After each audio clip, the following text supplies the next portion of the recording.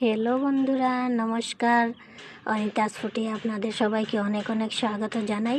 তো দেখো, আজ বানাবো আমি মাছ গ্রিন মটর দিয়ে। তো কিভাবে বানাই মাছটা তোমরা আমার সমস্ত ভিডিওটা দেখো, আশা করি ভালোই লাগবে। তো এখানে দেখো, আমি প্রথমে মাছটাকে কেটে নিচ্ছি। ভালো করে পরিষ্কার করে মাছটাকে কেটে আমি ধুয়ে নিয়ে আসব। তারপর এখানে দেখো, আমি সমস্ত মশলাগুলোকে পেস্ট করে নেব। এখানে কি কি মশলা নিয়েছি তোমরা দেখতেই পাচ্ছ।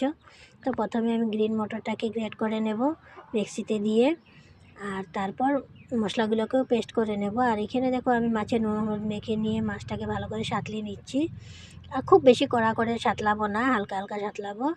আর তারপর এখানে দেখো, সবজিটা বসিয়ে দিলাম আমি। তো প্রথমে ফোড়নে দিয়ে দিলাম গোটা জিরে, পেঁয়াজ আর কুচানো টমেটো দিয়ে ভালো করে কষিয়ে নিয়ে হালকা একটু লাল লাল করে তারপর দিয়ে দিলাম বাকি মশলাগুলো। তো বাকি মশলাগুলোকেও ভালো করে কষিয়ে নিয়ে গ্রিন মটরটা দিয়ে আবারও ভালো করে কষিয়ে নিলাম। নিয়ে পরিমাণ মতো জল দিয়ে কিছুক্ষণ ঢাকা দিয়ে দিলাম। জলটা যখন ফুটে আসবে তখন মাছটা দিয়ে উপর দিয়ে ধনেপাতা ছড়িয়ে নিলেই আমার মাছের গ্রেভিটা রেডি।